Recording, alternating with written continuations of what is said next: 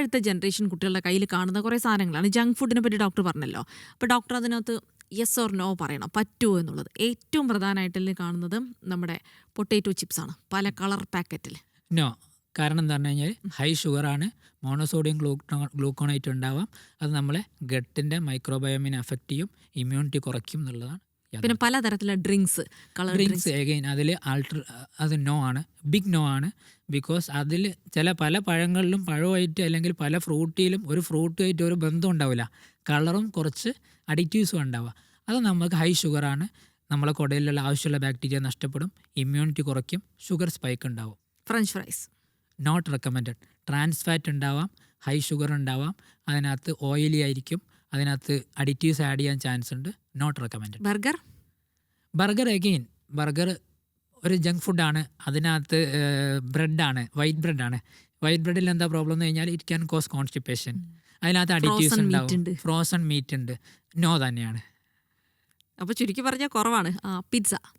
Pizza again it is a process food. ഇതൊക്കെ ഇങ്ങനത്തെ നമുക്ക് ഇങ്ങനത്തെ ഒക്കെ once in a blue moon അല്ലെങ്കിൽ മന്ത്ലി വൺസ് നമ്മൾ പുറത്ത് പോകുമ്പോൾ കഴിക്കുന്നതുകൊണ്ട് നമ്മൾ അതിന് പകരം കുറച്ച് ഫ്രൂട്ട്സും വെജിറ്റബിൾസും കഴിച്ചു കഴിഞ്ഞാൽ അത് കോമ്പൻസേറ്റ് ചെയ്യാൻ പറ്റും. നമ്മൾ പറയല്ലോ യൂറോപ്യൻസൊക്കെ കഴിക്കുമ്പോൾ ചെറിയൊരു മീറ്റ് അവർ കഴിക്കുകയാണെങ്കിൽ പിന്നെ അതിൻ്റെ കൂടെ തന്നെ ഒരുപാട് വെജീസും ഒരുപാട് ഫ്രൂട്ട്സും ഒക്കെ കഴിക്കും. പക്ഷേ ഞാൻ പറയുന്നത് നമുക്കും പ്രോബ്ലമാണിത്, കുട്ടികൾക്ക് മാത്രമല്ല. ഇതൊക്കെ പോസിബിളാണ്. ചില പാരൻസിൻ്റെ വിചാരം ഇങ്ങനെ ഒന്നും കൊടുക്കാതെ വളർത്താൻ പറ്റുമോ എന്നുള്ളതാണ്. അത് പോസിബിളാണ്. ഞാൻ എൻ്റെ വീട്ടിൽ ഒരു പിന്നെ ബേക്കറി ഐറ്റം വാങ്ങൂല. എൻ്റെ കുട്ടികൾക്ക് ഞാൻ ഈ കുക്കീസ് കൊടുക്കുകയല്ല.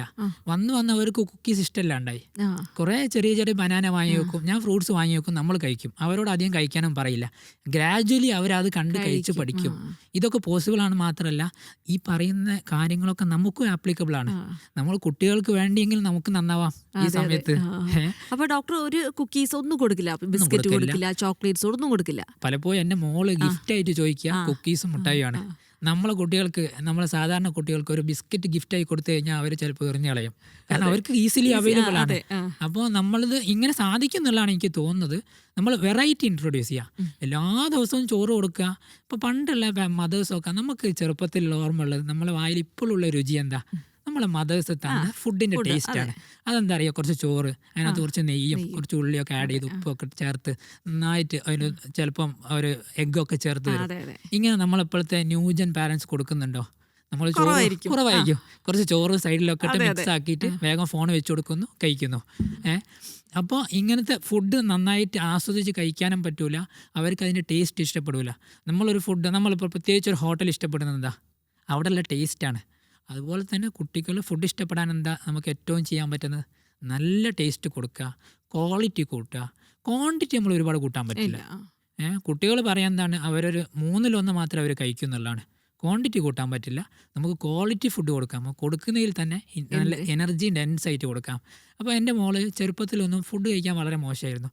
അപ്പോൾ എൻ്റെ വൈഫ് ചെയ്യുന്നൊരു പരിപാടി, അവളൊരു ഹാഫ് ഗ്ലാസ് മിൽക്ക് എടുക്കും.